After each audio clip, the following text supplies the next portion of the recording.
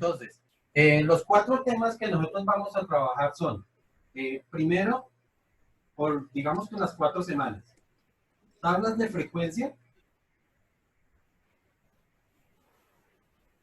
y medidas de tendencia central. Medidas de tendencia central son la moda, la media y el promedio ponderado. ¿Okay? ¿Alguien me dirá que se incluye la mediana? No, la mediana no es una medida de tendencia central por su definición. Ya después vamos a ver qué significa eso. La otra, la segunda semana, entonces vamos a trabajar son medidas de dispersión y medidas de posición. En las medidas de posición sí está incluida la mediana, ¿ok? Entonces la mediana no es de tendencia central, sino de posición. Lo otro que vemos son métodos de conteo. Les recuerdo las combinaciones, permutaciones, ley de multiplicación. Y lo último que vemos son las probabilidades. En probabilidades, el ICFES solamente pregunta por probabilidades simples, probabilidades alternativas, tanto dependientes como independientes, y las probabilidades alternativas. Simples, simultáneas y alternativas. Son las 3 que preguntan. ¿Ok? Existen lo que nosotros llamamos las probabilidades condicionales, pero no las preguntan, no salen ejercicios de ese concepto. ¿Ok? Bueno, eso significa que en ese tema veremos solamente esos 3 tipos de probabilidades. Entonces, empezamos con las tablas de frecuencia. Para poder hablar de todas formas de estadística, tenemos que recordar algunos concepticos que son indispensables para toda la definición. ¿Ok? Entonces, el primero, pues, ¿qué es lo que es una variable aleatoria?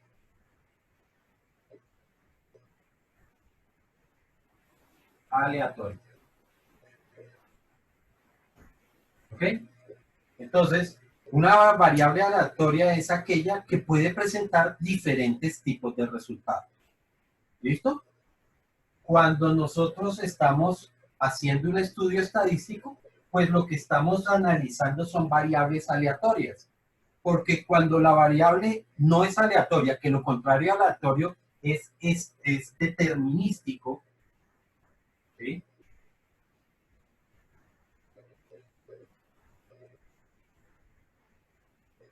Entonces, lo determinístico no es aleatorio, porque lo determinístico siempre ocurre de la misma manera. Las variables determinísticas, las estudian precisamente el área de las ciencias exactas. Entonces, por ejemplo, la matemática, hablo del cálculo en particular, ¿sí? Son variables determinísticas, pero el concepto matemático me permite hacer análisis de variables aleatorias, ¿ok? La física estudia precisamente variables determinísticas. Cuando nosotros proponemos una ley, ¿cierto? Por ejemplo, las leyes de Newton, des en cuenta que las leyes de Newton aplican siempre de la misma manera. Yo nunca, cuando veíamos física, yo no les dije a ustedes, no, es que si esto ocurre así, entonces se debe aplicar una ecuación. Pero no, es que si ocurre de esta otra forma, entonces ya no utilicen esa ecuación porque ya no aplica, sino que utilicen otra. No, sino que siempre que teníamos un concepto o un fenómeno, por ejemplo, el de caída libre, cuando yo hablo de caída libre, las ecuaciones de caída libre siempre son las mismas. Yo no las puedo modificar. Entonces, ¿qué significa? Estamos hablando de una variable determinística porque siempre ocurre de la misma manera. A cambio de la variable aleatoria, ¿sí? En la variable aleatoria yo puedo tener distintos resultados a pesar de que el experimento se realice de la misma manera. Yo lanzo un dado, ¿sí? Y por mucho que yo quiera controlar las variables, siempre el dado va a mostrar diferentes resultados o puede caer de diferentes formas. ¿Listo? Bueno. Entonces decíamos que los estudios estadísticos siempre trabajan con variables aleatorias. Para poder hacer un estudio, entonces nosotros tenemos que fijar quiénes son los elementos que nosotros queremos estudiar. Y a eso es lo que nosotros le llamamos la población. La población, entonces, son los elementos que son el objetivo de estudio.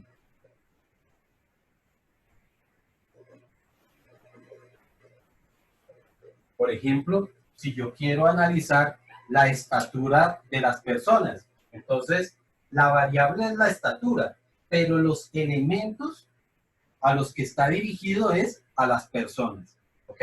En particular, si nosotros vamos a tener una población, esta población siempre va a tener que estar definida en tiempo y espacio. ¿Ok? Cuando hablamos, vuelvo y repito, en el caso de las estaturas de las personas, yo tengo que definir en qué lugares que voy a hacer ese análisis.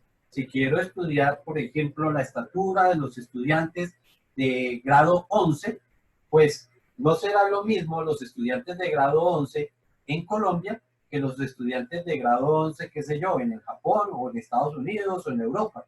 Cada uno tendrá que tener unas condiciones particulares, por eso es que esos estudios deben definirse, deben limitarse en su espacio, en geografía, geográficamente debo definirlo. Y también en tiempo, porque no es lo mismo la estatura promedio de la población colombiana de ahora a la población colombiana de hace unos 20 años, ¿sí? Hace 20 años no se veían los chicos con las estaturas que se ven hoy día, ¿sí? Hoy vemos muchachos que están en grado octavo o noveno que ya son muy grandes y eso se está volviendo en un común denominador. Normalmente los muchachos terminan siendo más altos que sus papás. ¿Por qué? Porque precisamente tenemos un estudio de tiempo, ¿sí? O mejor, las condiciones en el tiempo están cambiando. No es lo mismo antes que lo que será ahora. Por eso es que la población tiene que definirse en tiempo y en espacio. Tenemos otra definición que es la muestra. La muestra es un pequeño conjunto de esta población, ¿ok? Entonces, decimos que es un conjunto de elementos de la población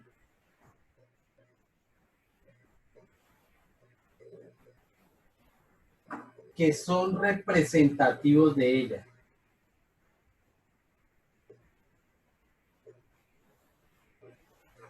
Representativos de ella. ¿De quién? Pues de la población. De la población. ¿Qué significa entonces que sean representativos? Que si la población tiene una forma determinada, la muestra también tendrá la misma forma. Entonces, por decir algo, si la población es así, pues la muestra tiene que ser de la misma forma, pero lógicamente será más pequeña. Si la población es así, pues la muestra también tendrá que tener la misma forma. ¿Listo? Como los elementos que nosotros realmente vamos a estudiar, nosotros no vamos a coger todos los elementos de la población para hacer el estudio. Nosotros vamos a tomar son estos elementos. Por eso decimos que son objeto de estudio.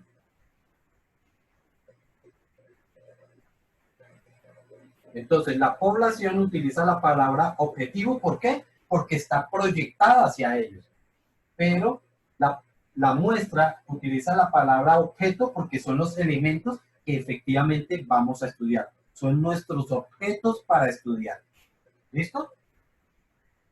La muestra tiene diferentes formas de tomarse dependiendo precisamente de la forma que tenga la población. Entonces, en general, a pesar de que hay diferentes formas de tomar las muestras, nosotros en general se dividen en dos. Una Las muestras estratificadas, se dice estratificada aleatoria, o aleatoria estratificada, aleatoria, o sencillamente, o simplemente, o simple aleatorio. Simple aleatorio. La simple aleatoria se realiza cuando la muestra es homogénea, es decir, cuando todos los elementos de la población son parecidos entre sí. ¿Sí? Entonces aquí tenemos elementos homogéneos. Como es el caso de la producción de una máquina. Nosotros sabemos que una máquina pues, debe estar produciendo los artículos muy parecidos. De pronto no son exactamente iguales, pero sí son muy parecidos. Entonces, aquí vamos a tomar una muestra sencilla aleatoria. Aleatoria simple o sencillamente aleatoria. ¿Eso qué significa? Que, por ejemplo, cuando se hacen muestreos para determinar la calidad de los productos de una máquina, pues nosotros tomamos al azar, tomamos algunos elementos que se han producido, ¿ok? No tenemos en cuenta nada en particular. Sencillamente se toman algunos de lo que llamamos un lote. Mientras que la estratificada la aplicamos cuando las poblaciones son heterogéneas. Heterogéneas.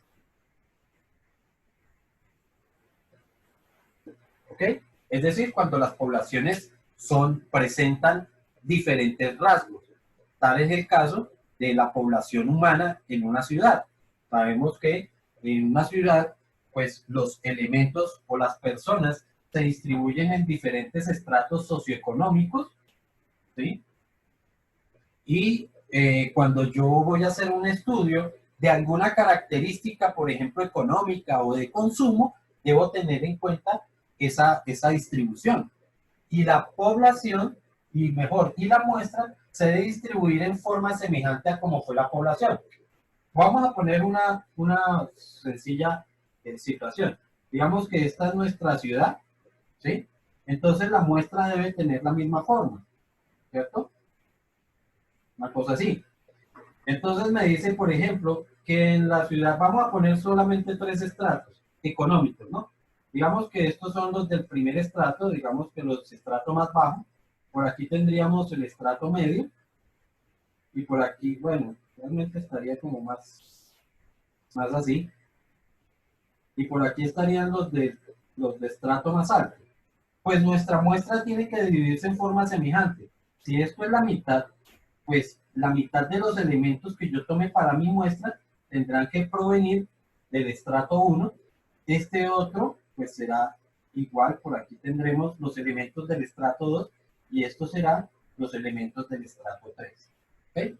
Quiere decir que esta muestra tiene que ser semejante a lo que es la población. Y la cantidad de elementos que yo tome para mi muestra también tienen que ser semejantes a la cantidad de elementos que tiene la población. Por eso es que todos estos estudios estadísticos no los hace cualquier persona. Ustedes se darán cuenta que cuando se hacen estudios, normalmente se contratan a grandes empresas que son las que las hacen. ¿Por qué? Porque ellas conocen ya cómo se maneja, cómo es la población de una ciudad en particular, y por eso ellas son las que tienen que tomar estos resultados, porque son las, digamos que, las idóneas para poder hacer los resultados o poder hacer los estudios. ¿Listo? Entonces, eso con respecto a la forma en que vamos a tomar la muestra. Ya sabes que puede ser estratificada aleatoria o puede ser simple aleatoria. Con respecto al tamaño, ¿qué tantos elementos se deben tomar de la población? Con respecto a eso también existen diferentes criterios.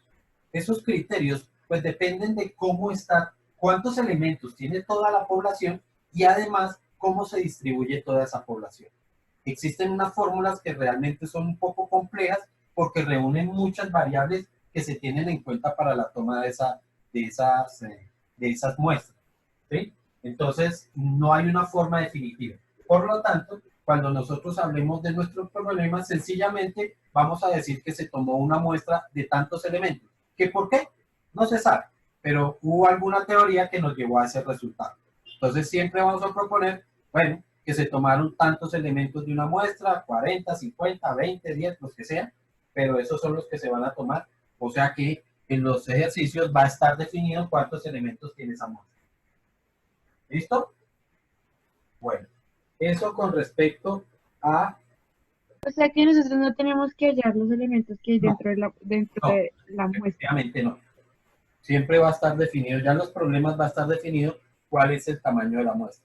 De pronto, por ejemplo, en tablas de frecuencia, a partir de unos valores que ya se conocen, se calcula cuál era el valor cuál era el tamaño de la muestra, pero fue porque ya estaba, no porque nosotros digamos, es que voy a determinar cuántos se deben colocar, no. ¿Listo? Con respecto a las variables, habíamos dicho que existen las variables aleatorias, o las variables que nosotros utilizamos son variables aleatorias, pero esas variables aleatorias pueden ser cualitativas o cuantitativas, ¿no? Cualitativas y cuantitativas. Ya sabemos que las cualitativas definen es una cualidad, una preferencia, un gusto, ¿sí?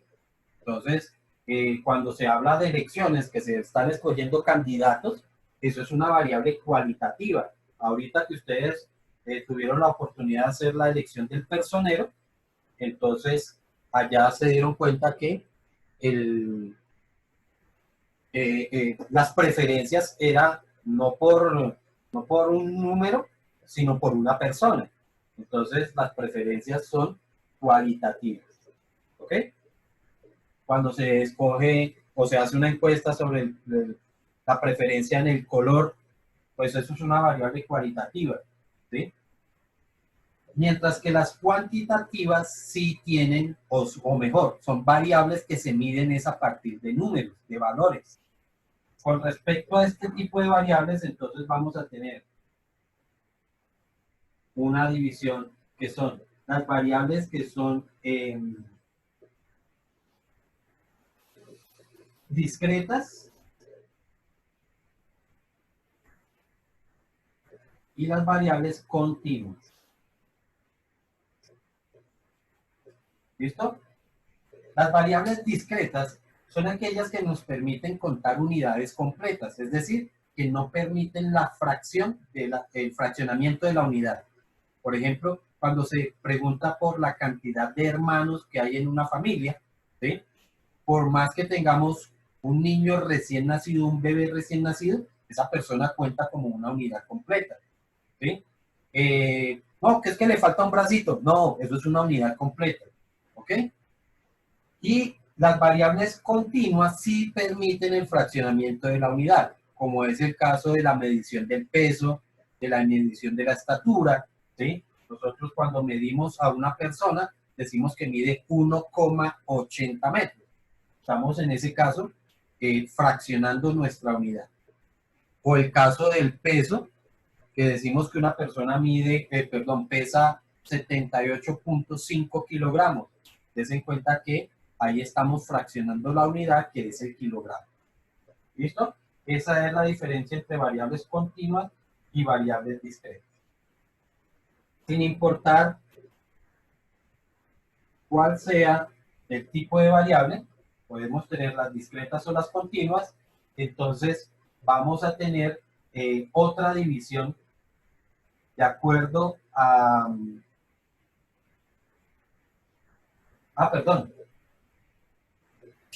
De estas dos, de las variables cualitativas y cuantitativas, surge una tercera variable que se denomina cuasi cuantitativas.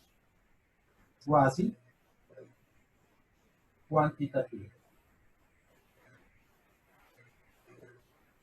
Vuelvo y digo, es una unión de ellas dos. Realmente es una variable cualitativa, pero que se mide en una escala subjetiva, en una escala numérica. Ese tipo de variables surge cuando nosotros calificamos un servicio, ¿sí? Entonces, des en cuenta que a nosotros nos sale una encuesta cada vez que llamamos a Claro, a todas esas empresas, nos dice califique el servicio o la atención recibida.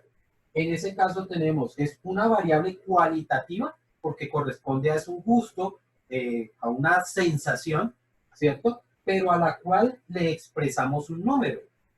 Esa escala, des en cuenta que es una escala subjetiva, porque a pesar de que dos personas reciban el mismo servicio, pues las dos podrían estar calificando el mismo servicio con diferentes puntuaciones o estarían otorgando una calificación distinta, ¿ok? Siendo el mismo servicio. Cosa distinta ocurre con una variable netamente cualitativa, porque a pesar de que dos personas midan a otra tercera persona, la estatura, el resultado tiene que ser el mismo. No tiene que ser que una le dé un resultado y otra le dé otro resultado, a menos que tengamos algo referido al error, ¿sí? Algo que tenga que ver con alguna discrepancia en la forma en que se hizo la medición. ¿Listo? Bueno, de esas diferencias que se generan en los resultados que tiene una muestra, ¿sí? O una medición, es lo que le llamamos el error.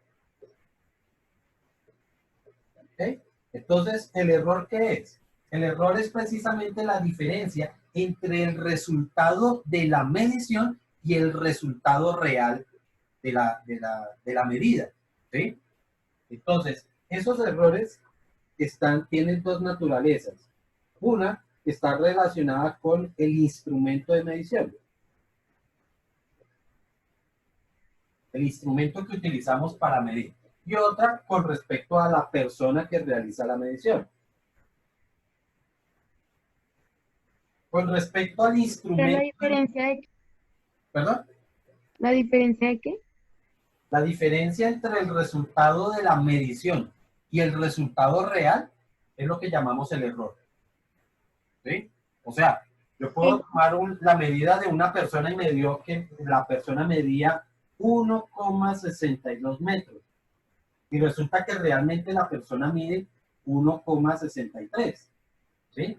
Esa diferencia entre la medición que yo tomé y la medida real es lo que le llamamos el error. ¿Sí? Pues no tiene nada de novedoso, eso es un error. ¿Sí? Pero ese error se presenta por dos situaciones. Uno, por el instrumento de medición y otra, por la persona que realiza la medición. ¿Ok?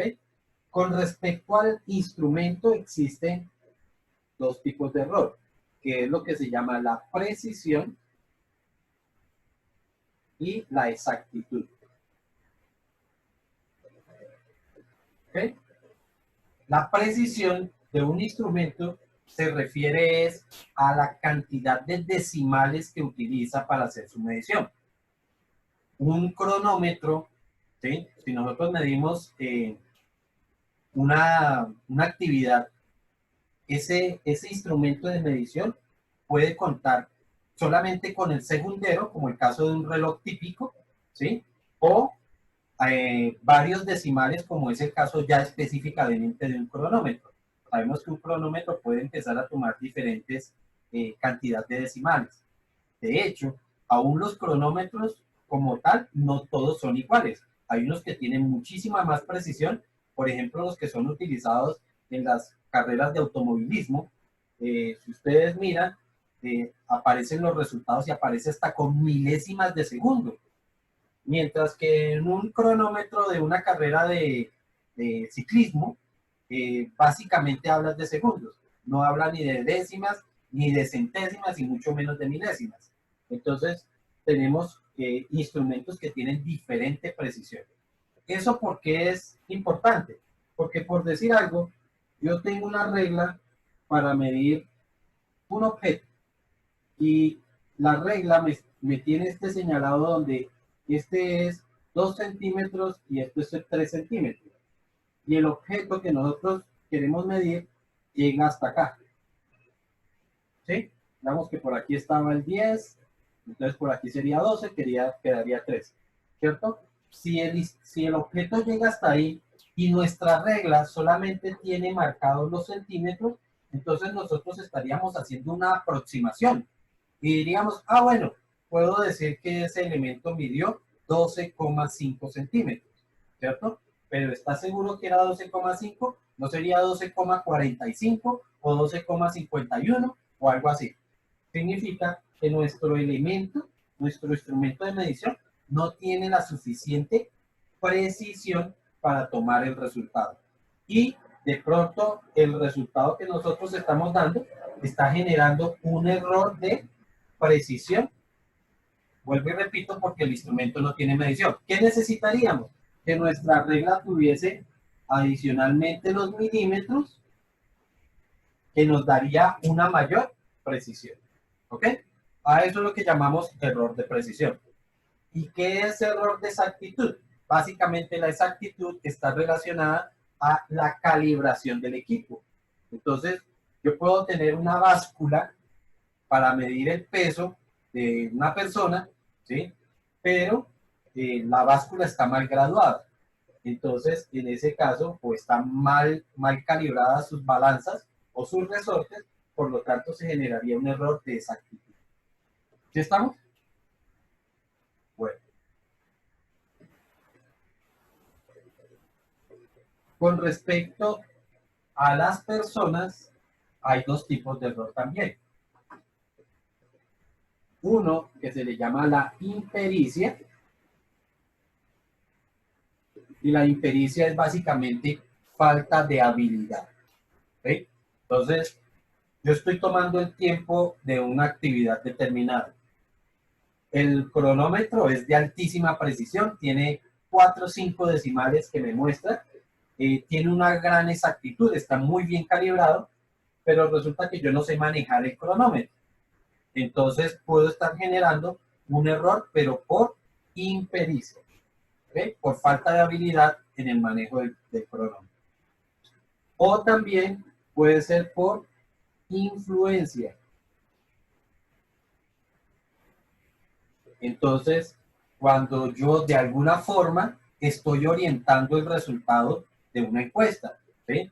Por decir algo, resulta que yo estoy haciendo una encuesta sobre un partido político o un candidato y resulta que yo tengo una preferencia en particular por los candidatos y entonces estoy orientando a una persona que de pronto no tiene ninguna preferencia, pero yo la estoy orientando hacia un resultado en particular.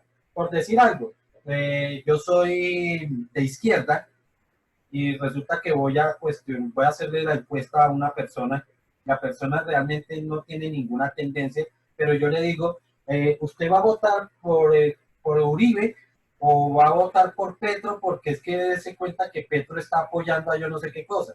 Entonces, estoy haciendo una influencia sobre la persona y la persona termina diciendo, ah, bueno, está como mejor Petro, entonces escoge Petro sin tener en cuenta.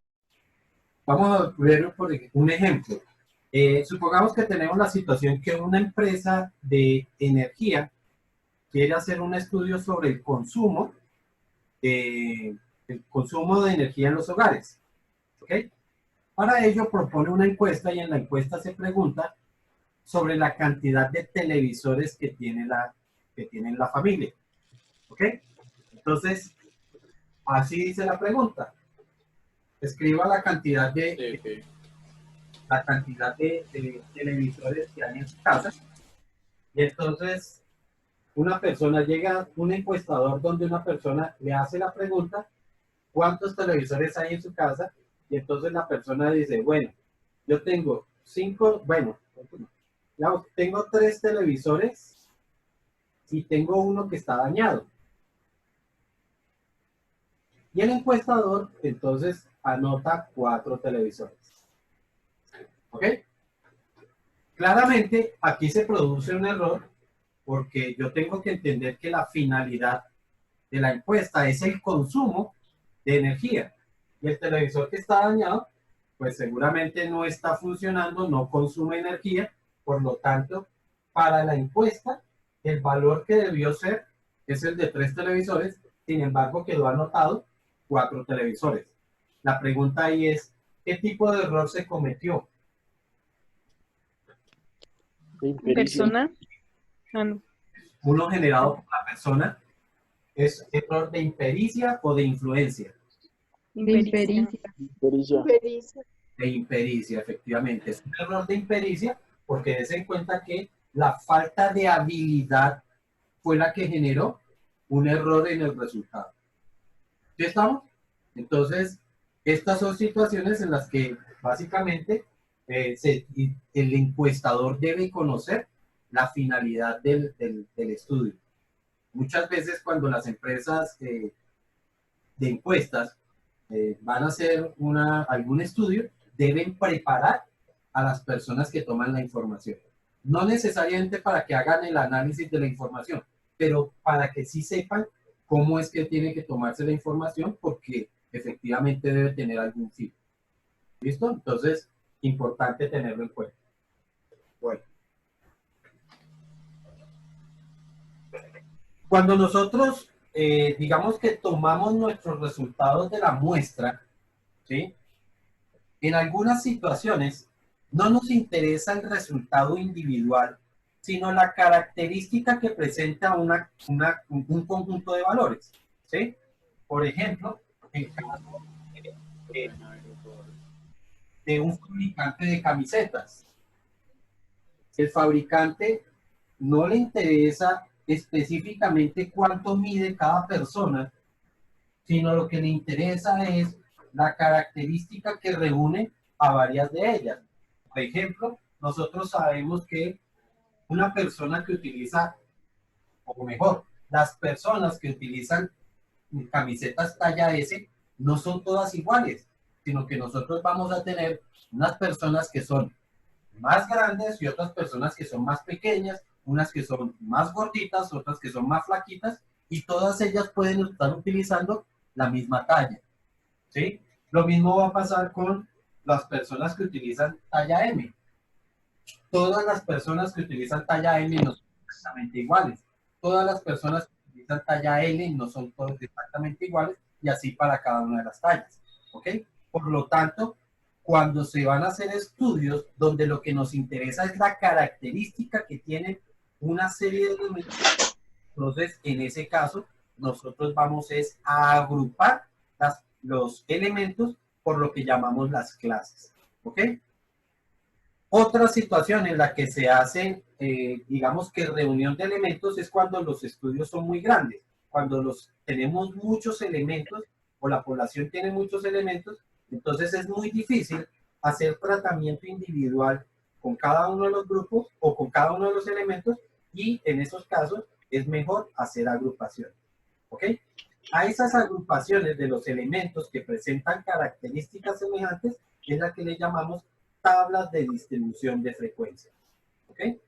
Entonces, las tablas de distribución de frecuencias son eso, son agrupaciones de los elementos de una muestra que presentan características semejantes. ¿Okay? Profe, ¿tablas de qué? Tablas de distribución de frecuencias. Entonces ya sabemos que son agrupaciones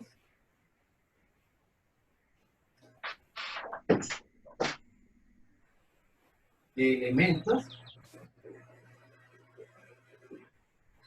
pues lógicamente de la muestra, ¿no? Que presentan características semejantes.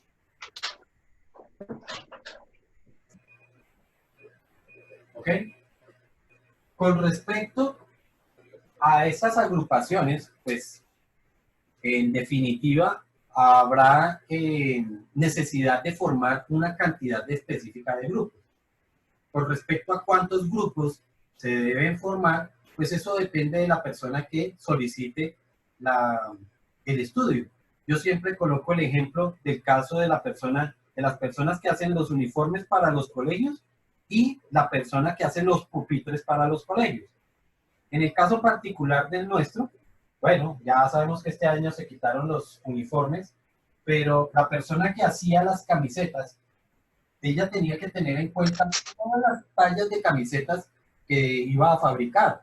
Y sabemos que estaban los chiquiticos, y para los chiquiticos las tallas estaban, no sé yo, pero Puede ser desde talla 4, 6, 8, 10, 12, 14 y hasta la talla 16. Y para los grandes, entonces estaban las tallas S, M, L y XL. ¿Eso qué quiere decir? Que para esa persona sería indispensable hacer 1, 2, 3, 4, 5, 6, 7, 8, 9, 10, 11 grupos. ¿Ok? Pero para la persona que fabrica los pupitres, allá en el colegio habían tres tipos de pupitres. Uno para los de preescolar, otro para los de primaria y otro para los de bachillerato. ¿Ok? O sea que para esta persona solamente requería formar tres grupos. ¿Ok? Entonces, la cantidad de grupos no es algo que sea definido. No siempre vamos a definir como que siempre se tienen que formar 3, 4, 5, 6. Pues me repito, todo va a depender de la situación o de la persona que requiera el estudio. ¿Ok? Igual, para los problemas, pues sencillamente vamos a decir, se quieren formar tantos grupos. ¿Qué por qué? Por lo que haya sido. ¿Listo? Otra cosa es, bueno, yo sé que, por ejemplo, los pupitres sirven para chicos que tienen un rango de estaturas, ¿cierto? Ese rango de estaturas o ese rango en el que un grupo está definido, pues no necesariamente es igual para todos. Por ejemplo, en el caso de los pupitres, puede ser que el señor que fabrica dice que los de preescolar sirven para niños que miden entre 80 centímetros hasta 1,20, por poner una cifra. Significa que el rango de este grupo es de 40 centímetros. ¿Eh? Y dice, no, los de primaria, los pupitres de primaria, sirven para niños que miden entre 1,20 y, ese, 1,40. Eso significa que para este, el rango fue de 20 centímetros. Y dice que los pupitres para bachillerato, entonces sirven para chicos que miden entre 1,50 hasta 1,95. Y entonces aquí el rango fue de 45 centímetros. ¿Sí? Entonces, ¿eso por qué? Pues sencillamente porque él lo definió, porque sus cálculos dicen que son así. ¿Ok? El de la camiseta, digamos que los materiales de la camiseta permiten que la camiseta estire, ¿cierto? Pero como los niños de primaria son muy dañinos, ellos no son muy cuidadosos, entonces tienen que hacerlo con un material que sea más resistente, por lo tanto tiene que ser más rígido, ¿cierto? Más grueso. Entonces él dice, ah, no, es que esa camiseta no va a estirar tanto. En cambio, las camisetas de los chicos de bachillerato, como estos niños son más cuidadosos, según, entonces esa camiseta permite, puedo hacerla de un material que sea más elástico, por lo tanto, sirve para diferentes mediciones o diferentes grosores de las personas. ¿Ok? Entonces, igual, vamos a tener distintos rangos para cada uno. Como no, en los problemas no puedo estarme poniendo en esa situación, entonces vamos a ver la otra, y es, ¿qué pasa cuando yo sí quiero que todos los grupos tengan los mismos rangos? ¿Listo? A eso es lo que le llamamos la amplitud de los grupos. ¿Ok? Entonces, bueno, antes de hablar de eso, pues vamos a ver cuáles son los elementos o cuáles son las, digamos que las columnas que van a cubrir esta tabla de distribución. Entonces, esa tabla va a tener una primera columna que la llamamos número de orden. El número de orden, pues va sencillamente a corresponder a una secuencia numérica de los grupos. Entonces vamos a tener un primer grupo, segundo grupo, tercer grupo, cuarto, quinto, sexto y así hasta todos los que tengamos que realizar. ¿Ok? La segunda columna es la que se le denomina clase, que es el nombre que se le da a ese grupo. Entonces, si fueran tallas, pues por poner solamente la de los adultos, diríamos que sería talla S, talla M, talla L, talla XL y XXL. que hayan de para allá. ¿Listo? Eso sería la clase, el nombre que le damos. La tercera columna, ahora con los límites del grupo. ¿Ok? ¿Qué me dice desde dónde hasta dónde va cada uno de esos grupos? Es decir, numéricamente, la talla S sería para personas que van desde tal medida a tal medida. ¿Ok? Aquí sí es donde vamos a hablar entonces de la amplitud de los grupos. ¿Ok?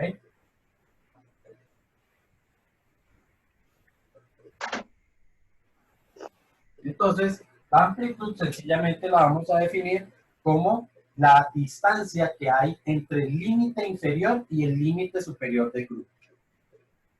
Distancia entre el límite superior y el límite inferior. Y esa amplitud va a corresponder a dos cosas.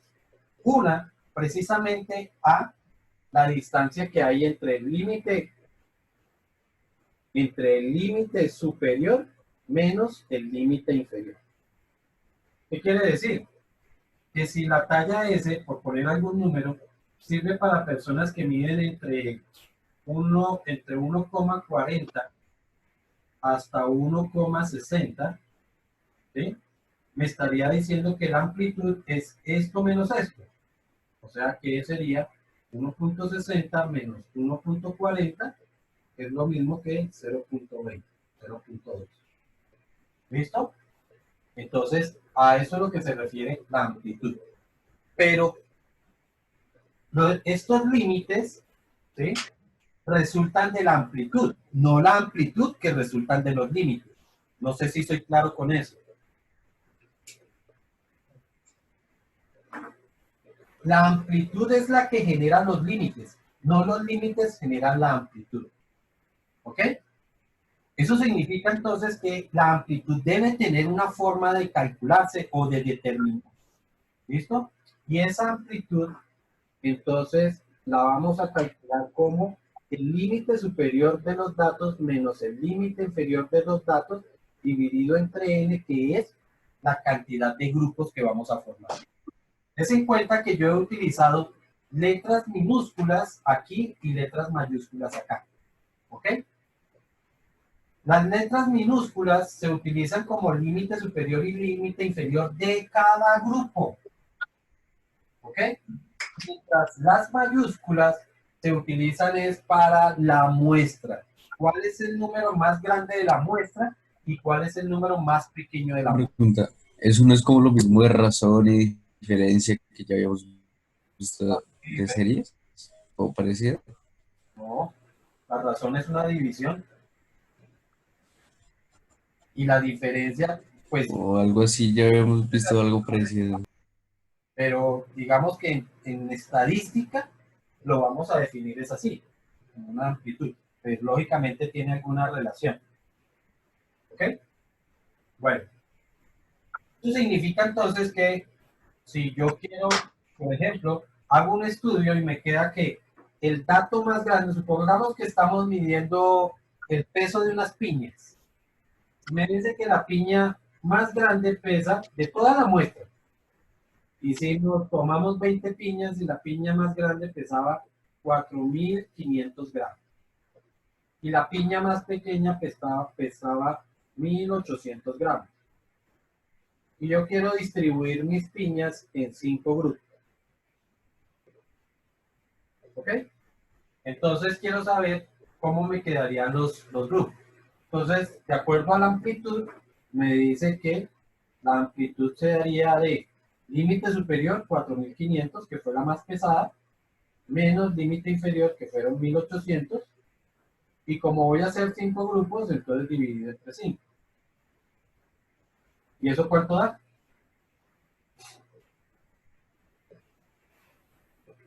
¿Alguien que ayude ahí?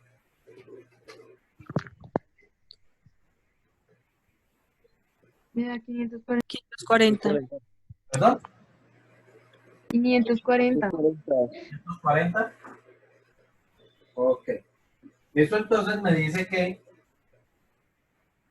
mi primer grupo empieza en piñas que miden 1800.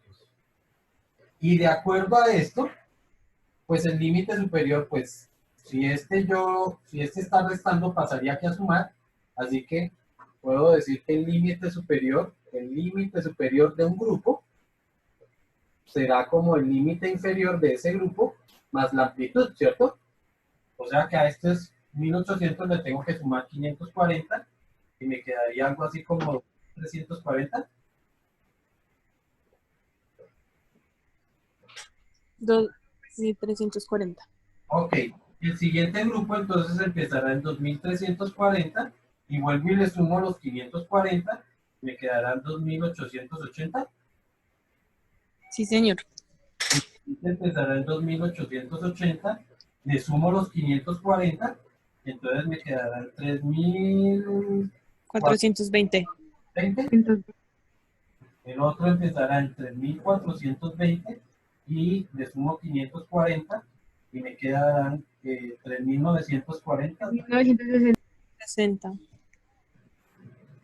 Y el último grupo, 3960, le sumo los 540 y debe coincidir con 4500. 4500. ¿Listo? De tal suerte que siempre que nosotros hagamos esto, el primer valor debe coincidir con el límite inferior de la muestra y el límite superior de aquí debe coincidir con este límite superior. ¿Sí estamos hasta ahí?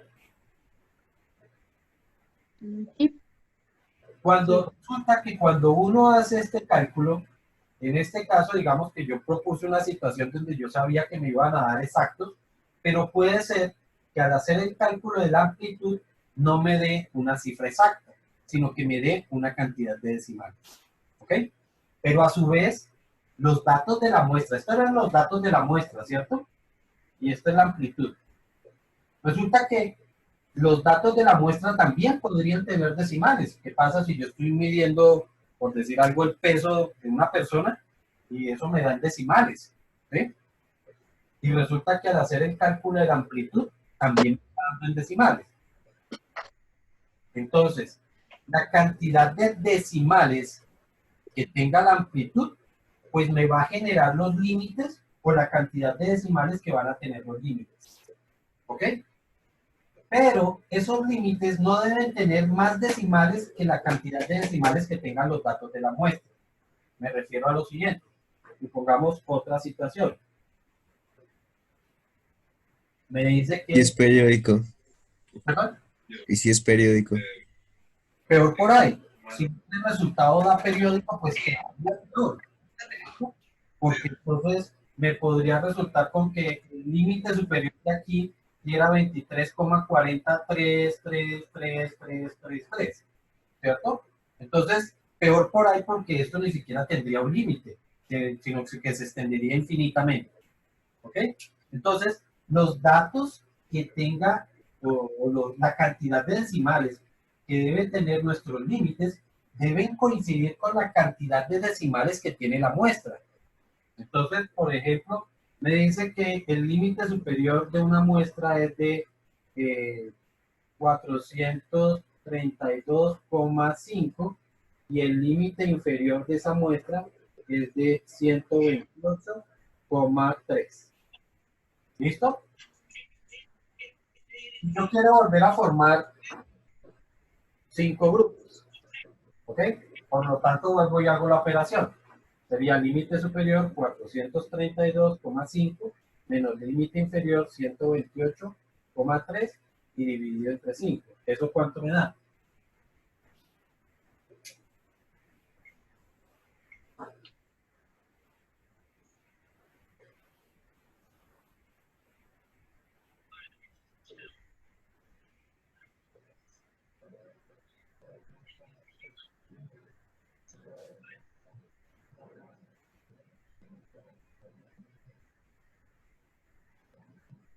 Eso daría 60,84.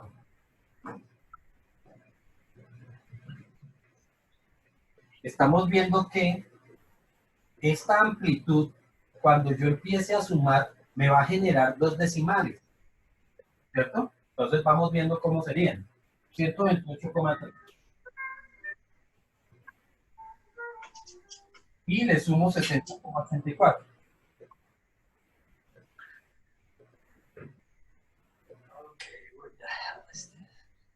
Y eso daría 189,14. Vuelvo y le sumo para el otro 189,14 hasta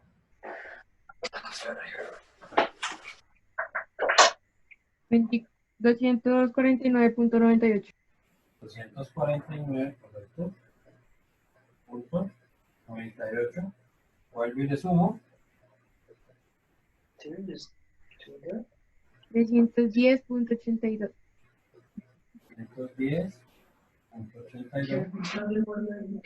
Sumo 371.66. 371,66.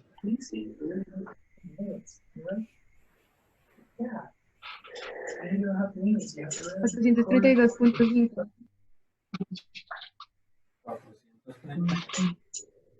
435, que efectivamente coincide con este valor, ¿cierto? Si lo hemos hecho bien, siempre tiene que coincidir con ese valor. Pero ya hemos dicho que estos grupos no pueden tener, tienen que tener la misma cantidad de decimales. Estos grupos deben tener la misma cantidad de decimales que tiene la muestra, y nuestra muestra tiene un solo decimal. Entonces, ¿qué debo hacer? Pues lo que vamos a hacer es redondear los valores. ¿Ok? Voy a borrar aquí porque necesitamos trabajar hacia ahí. Vamos a redondear nuestros valores. ¿Y por qué los necesito redondear? Porque nosotros después vamos a clasificar cada uno de los datos en los grupos. Y resulta que no va a haber ningún dato que tenga dos decimales, que tenga 98, que tenga 92. Como máximo tendría 8, tendría 6, tendría 9, pero no tendría ese segundo decimal. Antonio, Tenemos que redondear. ¿Sí está claro? pregunta.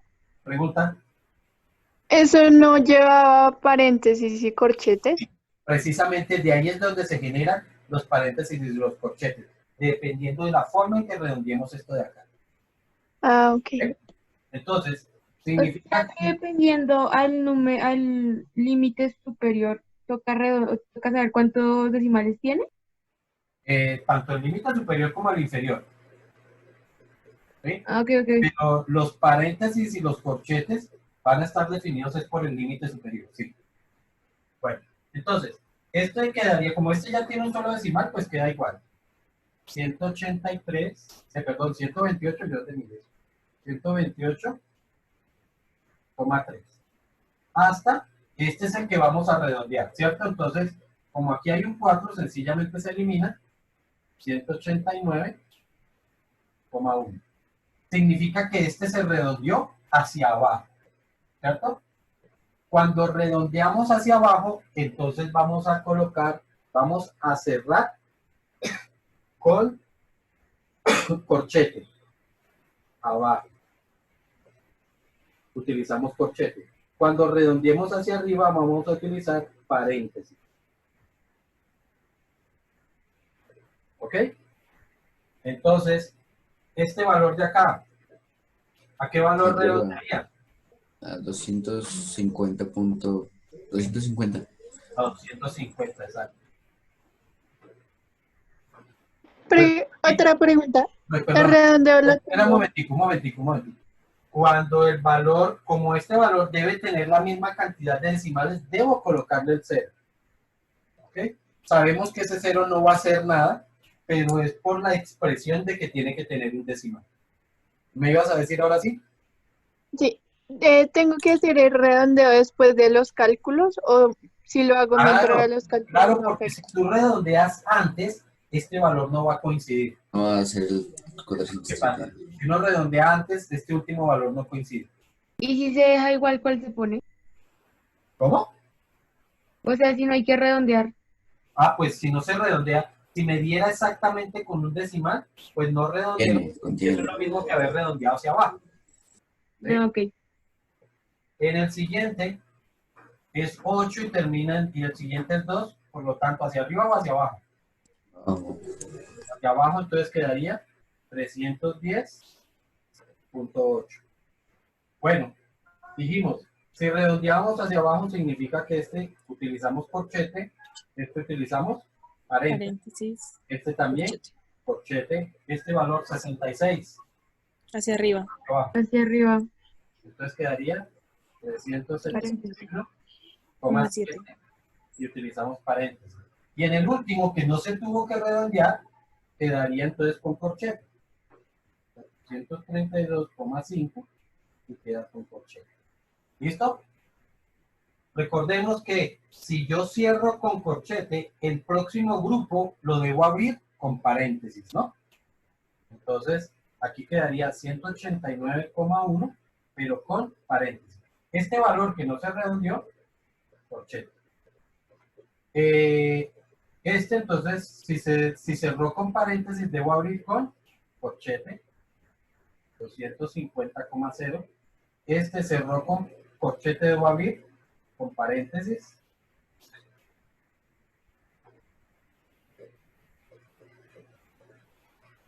Que cerró con paréntesis, debo abrir con corchete.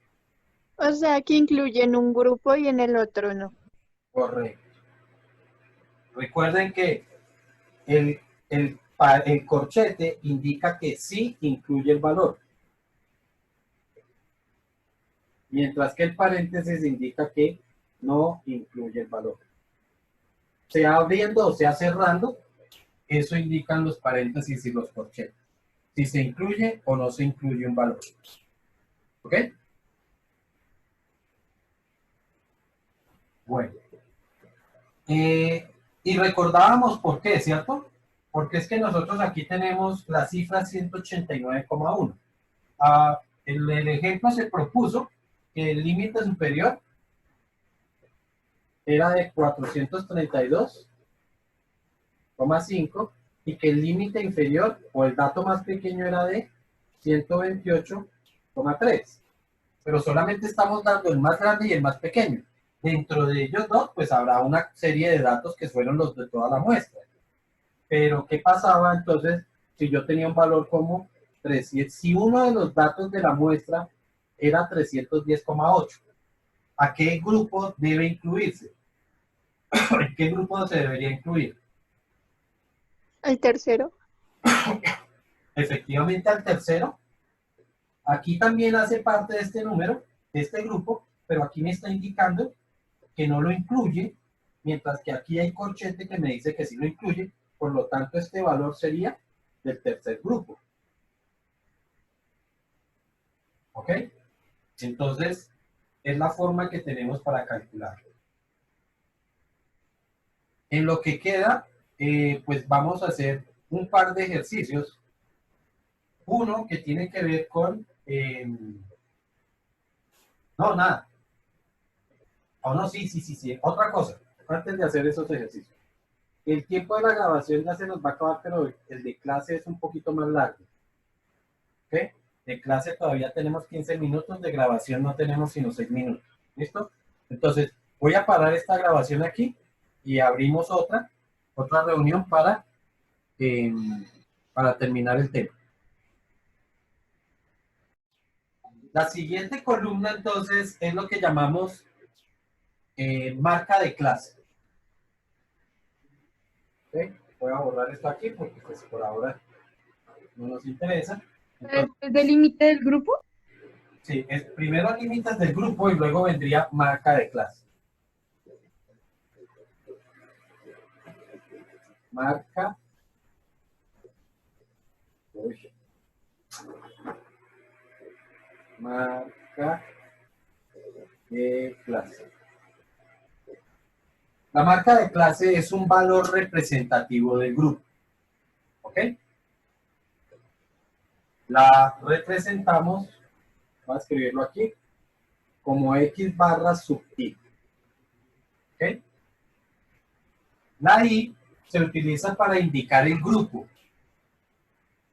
Entonces yo podría hablar de la marca de clase del primer grupo y valdría 1, del segundo grupo y valdría 2, del tercer grupo y así sucesivamente. ¿Okay? Y la vamos a calcular como el límite superior más el límite inferior dividido entre 2. De esa forma la calculamos.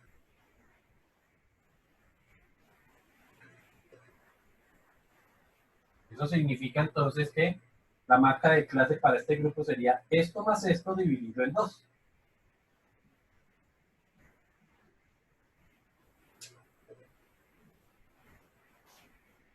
O sea, 8.3 más 189.1 dividido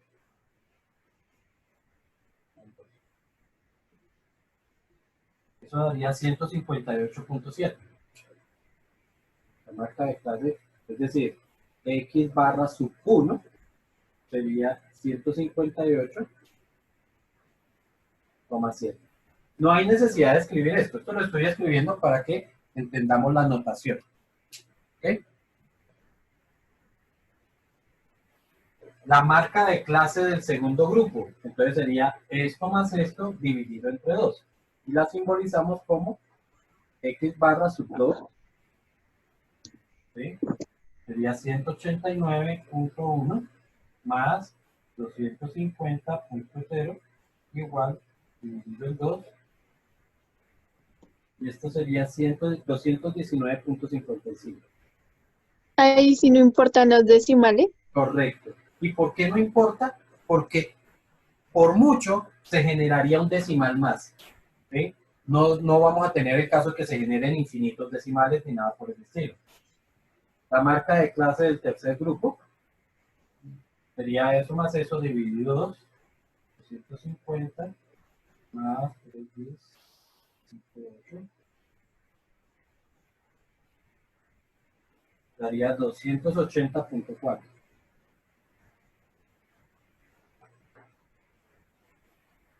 La marca de clase del tercero.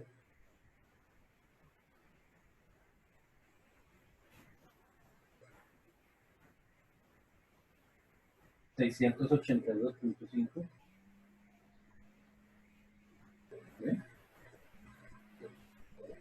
310.8 más 371.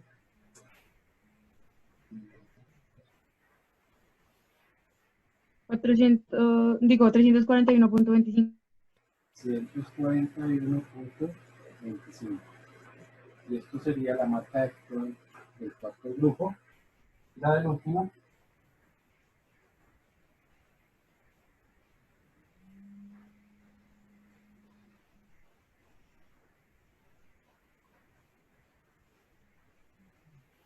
$402.1. Sí,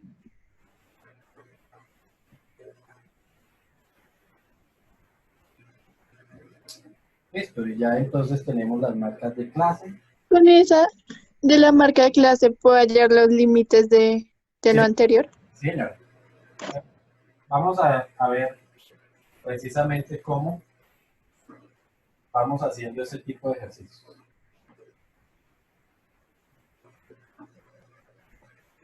Bueno, ahorita no nos interesa esto, pero sí nos interesa la formulación que tenemos.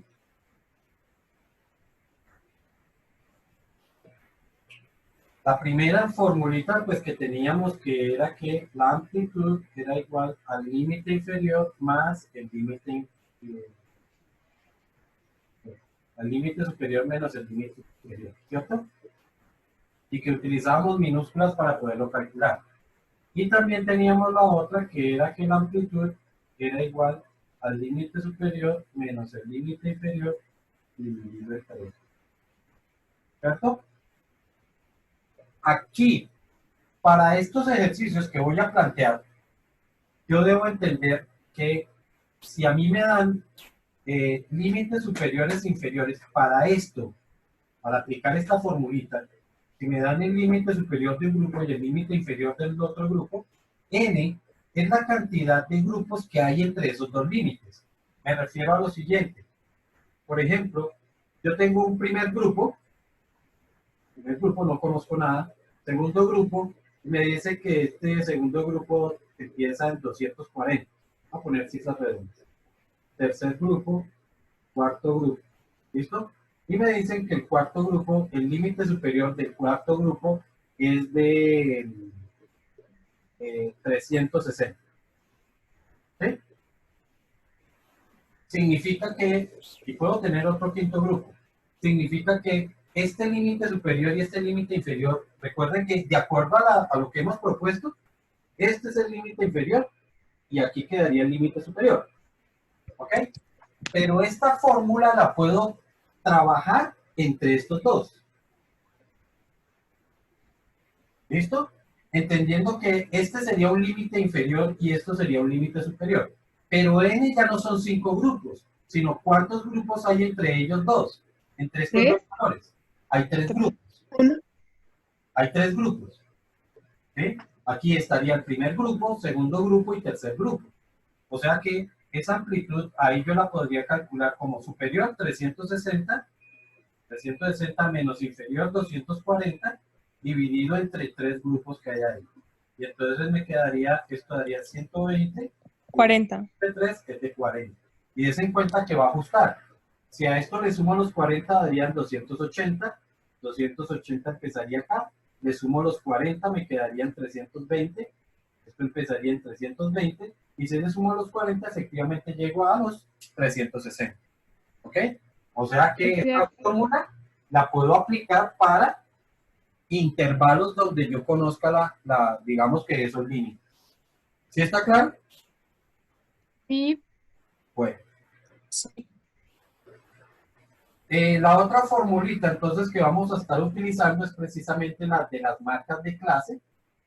Entonces, saber que la marca de clase, y esto lo voy a colocar así, la marca de clase del grupo I es igual al límite superior del grupo I menos el límite inferior del grupo I. ¿Sí? Des en cuenta que aquí coloqué doble I, no porque se refiera a lo mismo, sino es inferior y el grupo, dividido entre 2. ¿Ok? ¿Estamos? Para no confundir entonces esa nomenclatura. Bueno, entonces supongamos que en un problema me dice que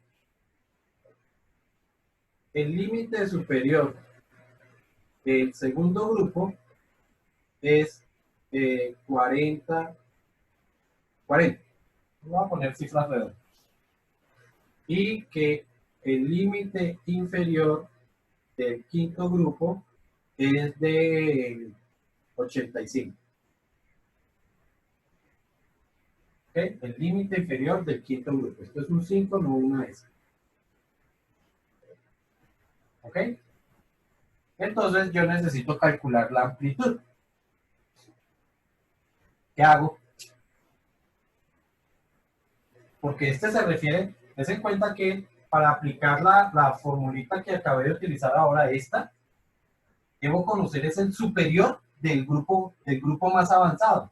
Y este es el inferior del grupo más lejano. Y aquí están como invertidos. ¿Sí? Entonces, para ese tipo de casos, pues sencillo. Yo sé que el límite superior del segundo es lo mismo que el límite inferior del tercero. ¿Sí? O sea, en la tabla, ¿dónde queda este valor? Del primer grupo no conozco nada. Del segundo grupo esto es el 40, pero es el límite superior. Y este es el inferior del quinto. O sea que del tercero no conozco nada, del cuarto no conozco nada, del quinto, entonces esto sería el límite inferior. ¿Ok? Pero recuerden que este límite superior debería ser del grupo más avanzado. Pero este 85, ¿qué límite superior es? Este sería el 4. límite superior. Y este 40, ¿de qué límite se refiere? ¿Qué límite inferior es? Es este. Dos. Del 3.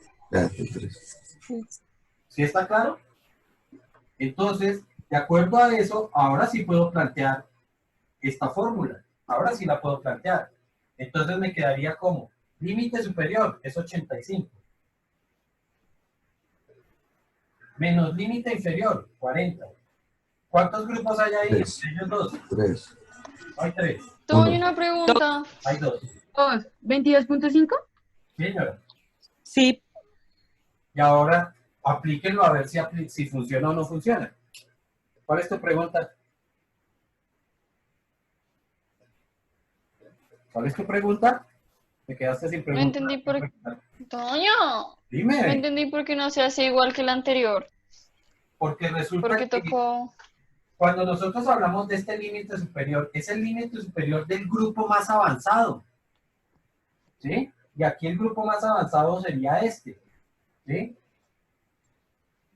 O sea que este no es lo mismo, o sea que esto no sería lo mismo que 80 menos 85, porque es que, mira que, ¿cómo se dio el dato? Límite superior era 40. Yo no puedo utilizar el 40 aquí como primero. Menos límite inferior, que sería este es un límite inferior, menos 85. ¿Por qué? Porque este resultado empezando porque me queda negativo. Y segundo, porque mira que yo tendría que decir cuántos grupos hay entre el 2 y el quinto. Estaría el 2 porque se debe contar, el 2, el 3, el 4 y el 5. Debería decir dividido entre 4. A ver si eso da. Resulta que no da. Y cuando yo trato de hacer los cálculos aquí, me tiene que coincidir el valor. ¿Sí? Entonces vuelve y O sea, que no puede dar negativo.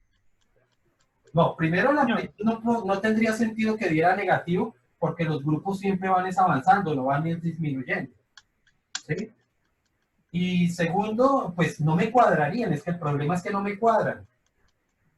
Y tienen que cuadrar este valor cuando yo empiece a aplicar el 22,5, aquí tiene que coincidir el 85, porque me dice que ese es un valor, ese valor debe ser de ahí. Entonces date cuenta de, si sumo 22,5 más 40, me quedaría 62,5, ¿cierto? Ese valor empieza aquí, 62,5.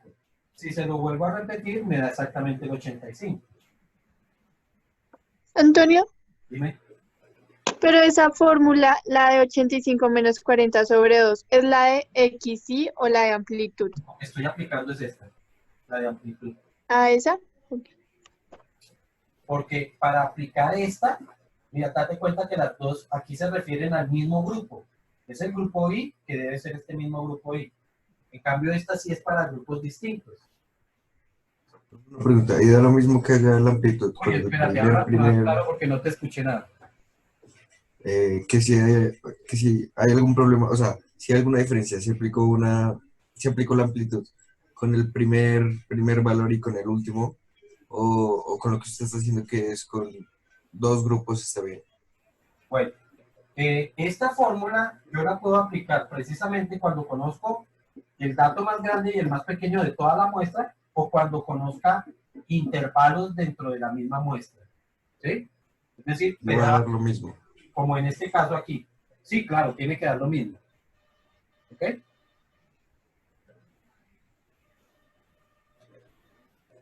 Bueno, ¿está claro ese ejemplo que hicimos ahí?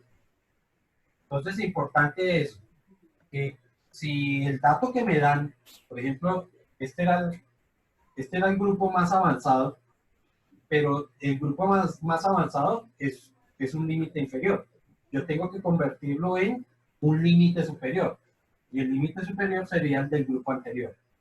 Este, que era el de un grupo, el límite superior de un grupo, entonces lo tuve que convertir en el límite superior del siguiente grupo. Perdón, el inferior del siguiente grupo. ¿Por qué? Porque esta fórmula lo propones así.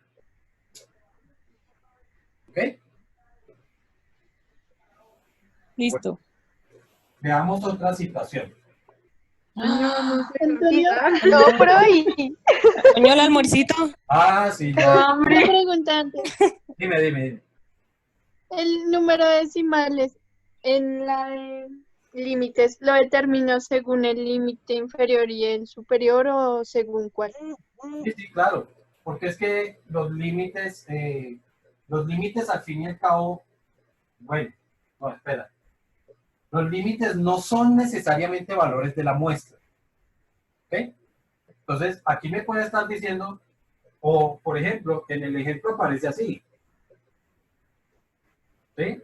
Si esto aparece así, me estaría indicando que cuántos decimales tiene la muestra. 0, 1. 1. Ahí indica que tiene 1, ¿cierto? Si me aparece así,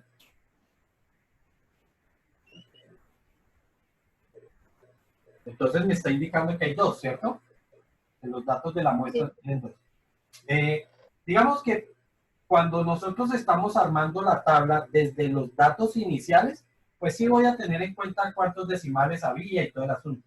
Pero en este tipo de problemas no se fijen tanto en que, no, es que me escribió el valor así, pero date cuenta que cuando generé los valores empezó a generar decimales y entonces resulta que habían grupos que estaban así, pero el otro grupo estaba 62,5. ¿Sí?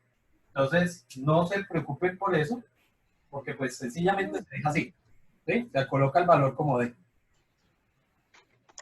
¿Ok? ¿Ya terminaste? Ok, No. no se aproximaría a Profesor, una pregunta. 63. No. Me das chiquita. No, no se aproximaría. No. No. Sencillamente Pero lo está pongo bueno. con los decimales que me den. ¿Alguna otra ¿Todo por pregunta? hoy? ¿Y cómo se ubican los paréntesis y todas esas cosas? Los paréntesis, para estos casos tampoco vamos a preocuparnos por paréntesis. Vuelvo y repito, esos paréntesis, esos corchetes los tenemos es cuando yo tengo una lista de valores y tengo que a partir de la lista de valores armar la tabla. ¿Y qué se pondría? ¿Ah? ¿Y qué se pondría? Aquí Pues en como estos no lo... casos- en estos casos que estoy proponiendo, Sí, no, en estos casos ni se preocupen. Ni no se siquiera yo pondría coloco nada. paréntesis. Dense cuenta que en esos ejercicios ni coloqué paréntesis ni coloqué corchetes. ¿Ok? Nada. Ok. Bueno. Entonces, pues listo, dejemos por hoy ahí y nos veremos entonces. ¿Cuándo es la próxima clase? Mañana. Mañana Tomorrow. empezamos Uy, no. con nuevos temas de física, ¿vale? Vale, gracias.